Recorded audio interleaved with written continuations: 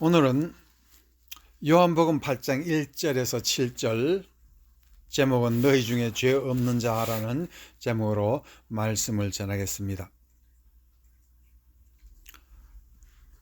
유대인들은 예수님을 시험에 넣었습니다.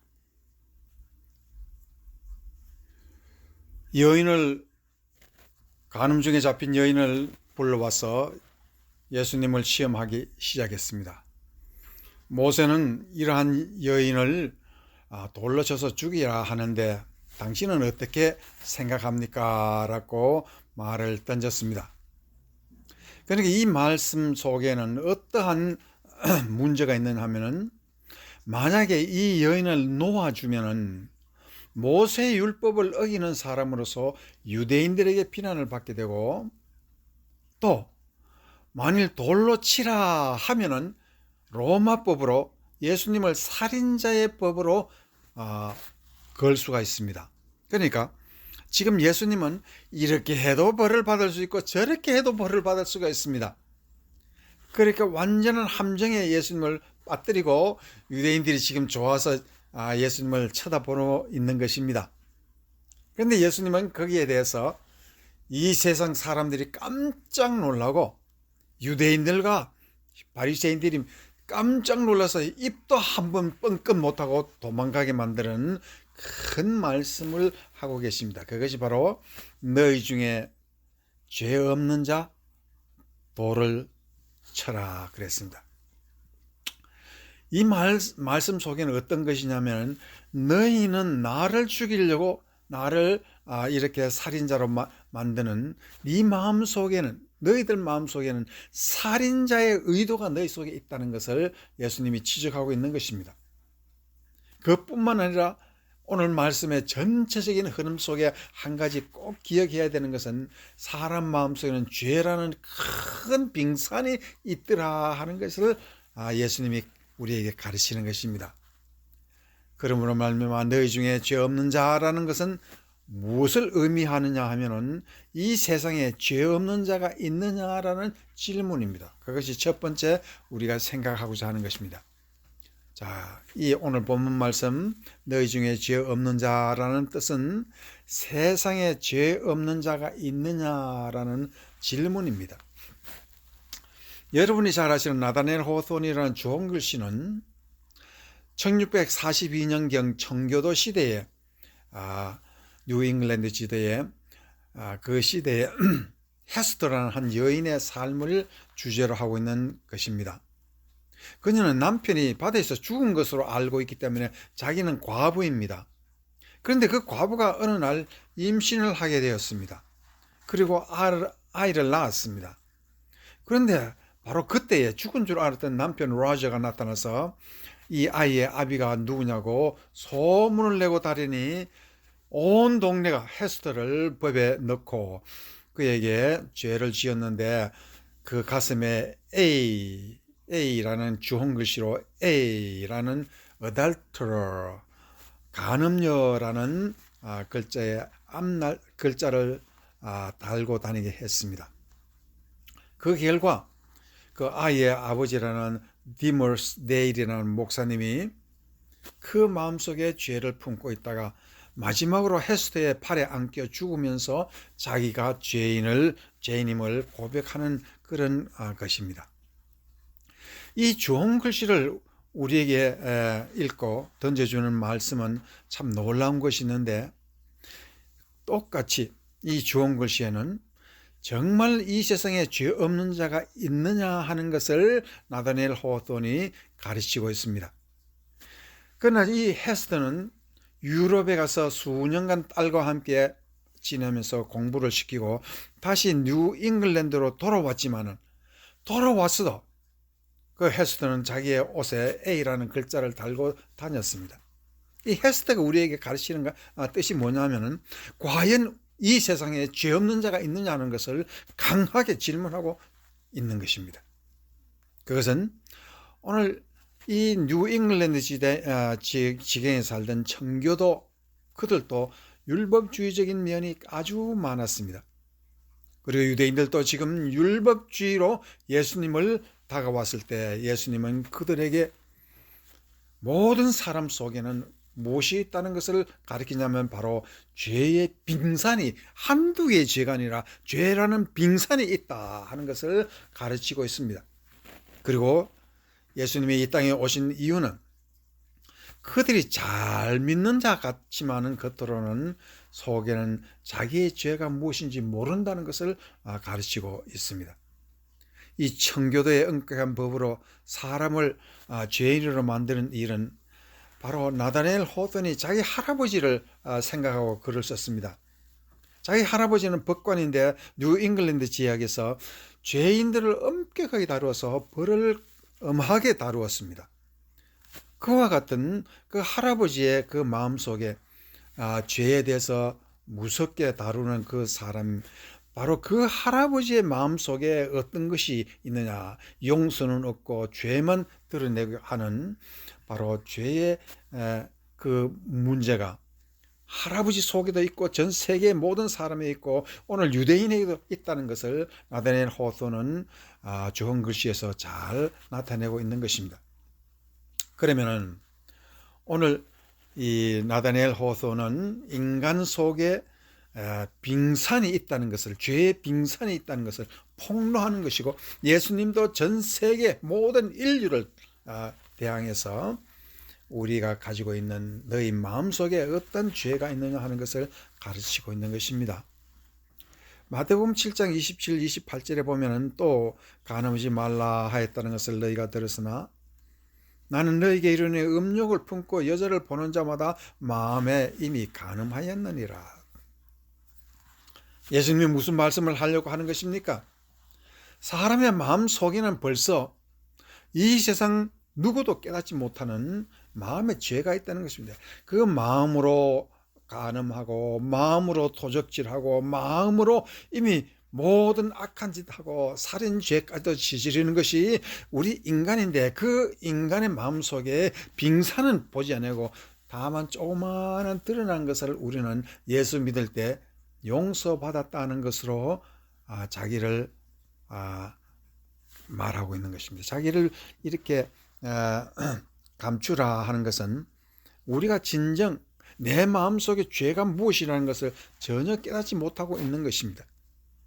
또한 마태복음 9장에도 보면은 예수님이 좋은 말씀을 하고 있는 것이 10절에서 13절, 예수께서 마태의 집에서 앉아 음식을 잡수실 때에 많은 세리와 죄인들이 와서 예수와 그의 제자들과 함께 앉았더니 바리새인들이 보고 그의 제자들에게 이르되 어찌하여 너희 선생은 세리와 죄인들을 함께 잡수시냐.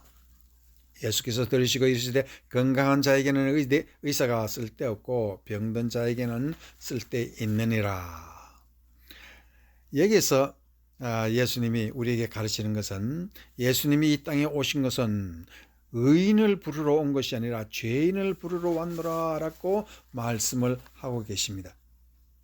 많은 사람들이 죄를 지었다 하면은, 죄인을 하면은 눈으로 보이는 죄를 지을 때 그것을 죄라 하지, 마음으로 짓는 것은 죄라 하지 않지만 예수님은 마음에 짓는 죄가 행동으로 짓는 죄와 똑같은 죄라는 것을 예수님이 가르치고 있는 것입니다. 그러니까 예수님께서 우리에게 말하는 것은 뭐냐 하면은 바로 모든 사람의 마음속에 죄라는 산이 있는데 그 산은 보지 않고 겉만 본다라는 것을 말하고 있는 것입니다. 그렇다면은 자기의 죄를 합리화하고자 하는 바리새인들은 어떤 사람입니까? 바로 이 사람들이 예수님이 말하고자 하는, 너희가 바로 죄인이요, 너희가 바로 많은 사람들에게 돌에 맞아야 마땅한 사람이라는 것을 예수님이 말하고 있는 것입니다. 그런데 오늘 여기서 우리가 신중하게 생각해야 될 것은, 그럼 예수님이 이 땅에 오셔서 그가 죽으심으로 우리의 죄를 용서하셨다 하는데 그 용서라는 의미가 무엇이냐? 오늘 우리가 많은 성도들이 예수를 믿고 나서 이 문제를 깊이 생각하거나 답을 갖고 있지 못합니다. 예수님이 우리를 용서하셨다는 뜻이 무엇이냐 하는 것입니다. 그것은요, 내 마음속에 빙산을, 죄의 빙산을 없애준 거 아닙니다.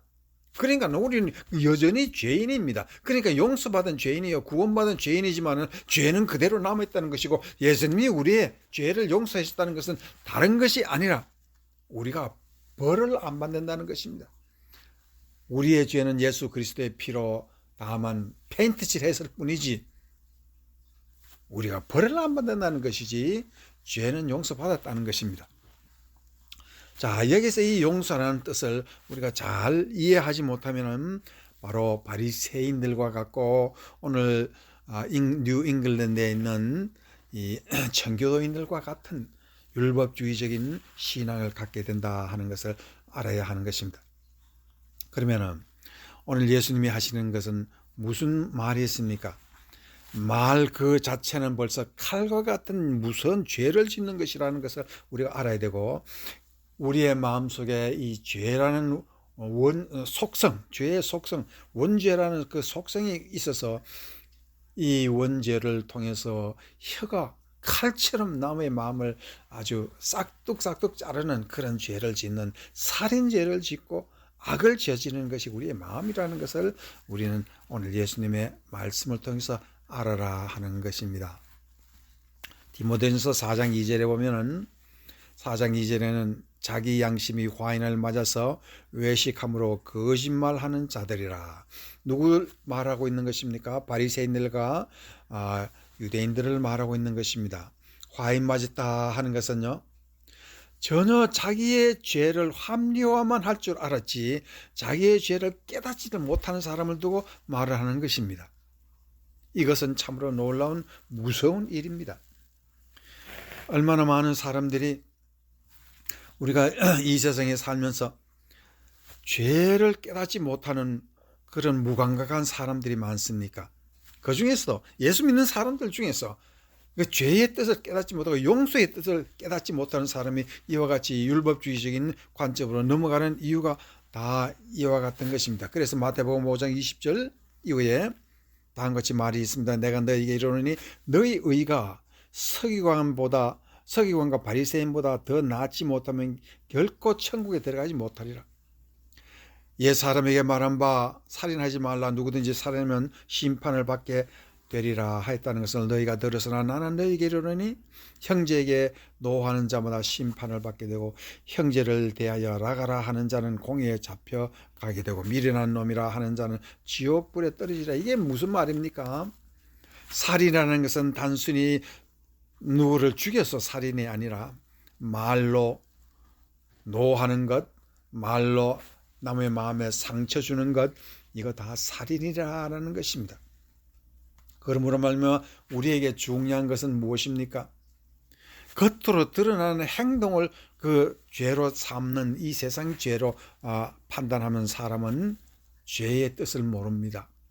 그러나 우리가 하나님이 우리에게 가르치고 하나님이 우리에게 들다보시는 건 우리의 마음입니다. 우리의 외적인 걸 보지 않고 마음을 봅니다. 그 마음 속에 얼마나 큰 빙산의 죄가 있다는 것을 깨닫는 사람이 바로 은혜 받은 사람입니다. 그래서 예수 믿는 사람은 용서받았다 하는 것은 나의 허물진 죄는 예수의 보혈로 그저 페인트칠을 했을 뿐만 아니라 또한 우리의 벌은 받지 않지만 내 마음속에 죄가 있어서 나는 매일 죽노라. 나는 매일 죽노라. 바울은 그렇게 얘기했습니다.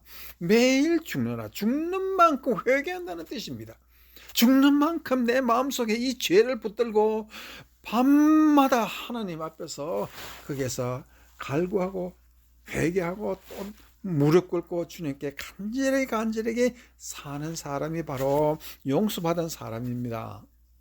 이 세상에는요, 죄 없는 사람이 없습니다. 그러나 중요한 것은 내 마음속에 죄를 얼마나 깨닫느냐 하는 것이 바로 이 용서받은 사람의 살 길이라. 그래서 고난 또 은혜요, 연난 또 은혜라는 것을 깨닫고 믿음으로 승리하면은 우리는 끝에는 믿음, 사랑, 소망으로 의인의 복을 받는 여러분이 될 것입니다.